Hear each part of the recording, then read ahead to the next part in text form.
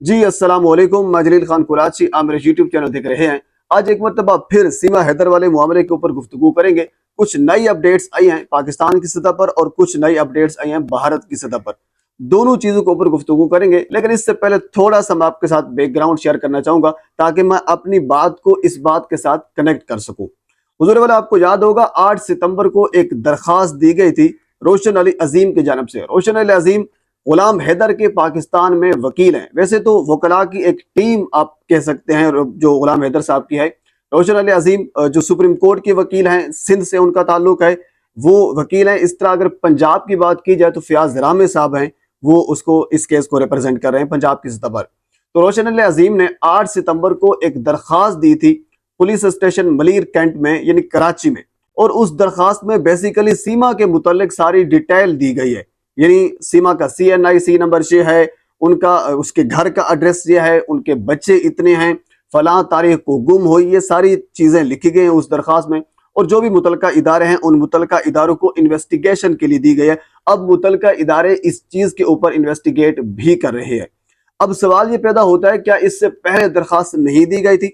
अच्छा, इस चीज के ऊपर मैं अपनी बारहा वीडियो में ये चीज आपके साथ शेयर भी कर चुका हूं। बेसिकली एक दरखास्त उनके यानी सीमा के भाई आसिफ रिंद और उनकी दो बहनें हैं रीमा और सुमेरा, उनकी जानिब से शुरू में एक दरखास्त दी भी गई थी। अब उस दरखास्त के ऊपर रोशन अली अजीम साहब एतराज करते हैं। वो एतराज उनका भी अपनी जगह पे दुरुस्त है। वो ये कहते हैं कि वो जो दरखास्त दी गई थी उसमें सीमा का CNIC नंबर नहीं लिखा गया, घर का एड्रेस नहीं लिखा गया, नाम पूरा नहीं लिखा गया, पूरी डिटेल ये तफसील नहीं दी गई। और आखिर में उस दरखास्त के ऊपर यह भी लिखा गया कि हम FIR नहीं कटवाना चाहते, जिससे रोशन अली अजीम साहब के मुताबिक जिससे वाज़े तौर पर यह चीज नजर आती है कि ये सारे के सारे उस धंधे में मुलव्वस है। अच्छा, इसके अलावा रोशन अली अजीम साहब ने यह भी कहा है, यानी कुछ जराये से बाकी भी पता चला है कि ये सीमा का दूसरा टूर था। इससे पहले भी एक मरतबा सीमा दुबई गई, दुबई से फिर नेपाल में जाकर रही और उस वक्त बच्चे उनके साथ मौजूद नहीं थे। उनके बच्चे उस वक्त आसिफ रिंद जो उनका भाई है उसके पास मौजूद थे।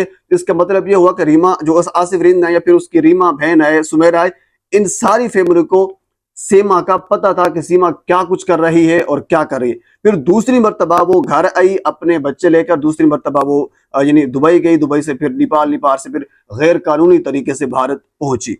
लेकिन अब पाकिस्तान की सतह पर जो अपडेट है वो ये है कि जो रोशन अली अजीम साहब है या बाकी जो वकला की टीम है, उन्होंने ये फैसला किया है कि हम सीमा के भाई और सीमा के बहनों के खिलाफ एक FIR कटवाने जा रहे हैं।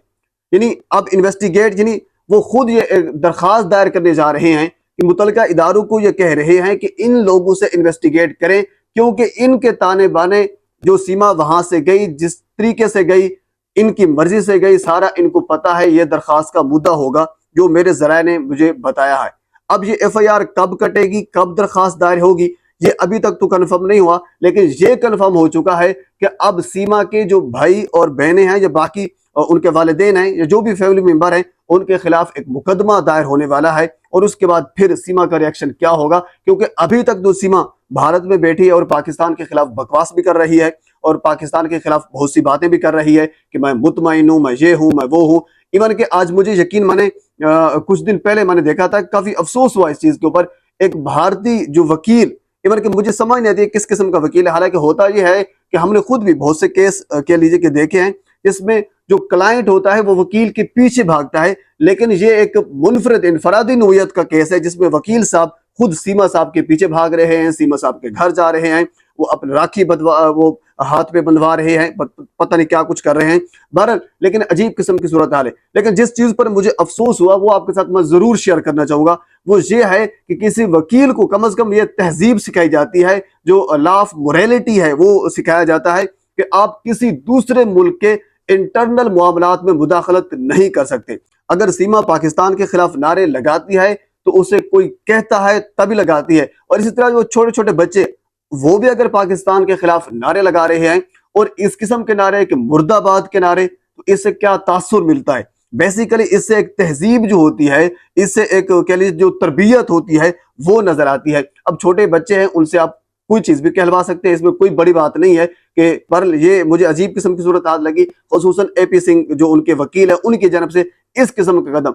इख्तिलाफ राय रखा जा सकता है, बिल्कुल आपका इख्तिलाफ राय हक है, आपका कानूनी फोरम पर जो केस लड़ना है वो आपका हक है, लेकिन इस कदर केस के में घुस जाना और इस कदर आगे जाना, एक इंसानियत को भूल जाना, इंसानी हकूक की वायलेशन करना, बेसिकली मसला तो यही चल रहा है कि इंसानी हकूक की वायलेशन हो रही है। जो गुलाम हैदर है वो यही कहता है कि सीमा नहीं आती तो ना आए, मेरे जो 4 बच्चे हैं वो मुझे वापस किया जाए, जो कि उनका राइट है, जो कि इंसानी हकूक की तमाम तंजीमें इस चीज पर मुत्तफिक हैं, चाहे वो पाकिस्तान से ताल्लुक हो, वो भारत से ताल्लुक हो, चाहे भी किसी मुल्क से किसी तंजीम का ताल्लुक हो, चाहे किसी मजहब से किसी फिरके से उनका ताल्लुक हो, सारी के सारे लोग, सारी की सारी जमातें, सारी तंजीमें इस चीज पर मुत्तफिक हैं कि अगर कोई बंदा जिसके 4 बच्चे अगर वो वापस लेना चाहता है तो उनको वापस दिए जाए, केस लड़ा जाए, कोर्ट में केस किया जाए, बात सारी खत्म हो जाएगी। अच्छा, अब दूसरी अपडेट जो भारत में है वो क्या होने वाली वो आपके सामने रखता हूँ। आपको याद होगा इससे पहले काफी मर्तबा काफी लोगों ने ये वावेला भी किया, प्रोपागेंडा भी किया कि गुलाम हैदर जो सऊदी अरब में बैठा है वो भारत में क्यों नहीं आ रहा, वो भारत में आ जाए, अपने बच्चे ले जाए। हुजूर वाला ऐसा नहीं होता, उनको भारत में एक लीगली तरीके से जाना पड़ेगा और वहां जाकर केस लड़ना पड़ेगा।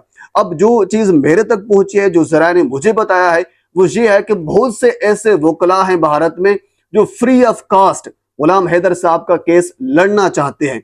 लेकिन अब मसला ये है कि जब तक मैंने ये रिसर्च किया कि गुलाम हैदर साहब जो हैं वो भारत क्यों नहीं जा रहे, वो देर क्यों कर रहे हैं, तो उसकी वजह रोशन अली अजीम साहब हैं।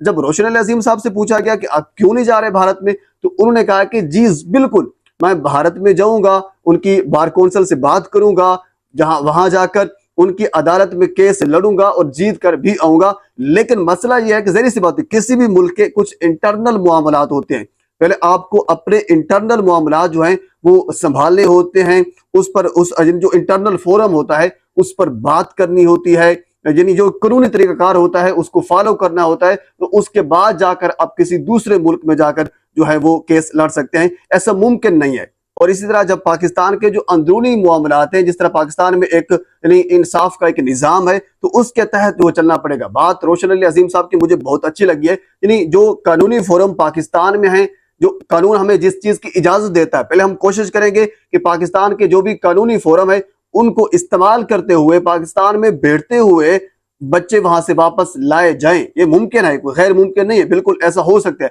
अगर ऐसा ना हुआ तो फिर हम पाकिस्तान से कानून से इजाजत लेकर, बाकायदा दरखास्त देकर, बाकायदा एक कानून को फॉलो करके, बाकायदा एक प्रोसीजर के जरिए हम जाएंगे भारत में, वहां जाकर केस लड़ेंगे, वहां के जो वकला हैं उनसे बात करेंगे। अब जहरी सी बात है, सारे वकला जो है वो एपी सिंह जैसे तो नहीं है ना, अंडरस्टूड है, हाथ की 5 उंगलियां बराबर तो नहीं होती। वहां जाकर केस लड़ा जाएगा एक कानूनी तरीके से, और उसके बाद फिर अगला प्रोसेस जो है वो शुरू हो जा। यानी अब 2 अपडेट्स हो चुकी हैं। अब आने वाले दिनों में बहुत कुछ हो सकता है, क्योंकि अभी तक जो इंतजार है वो सिर्फ इसी चीज का किया जा रहा है।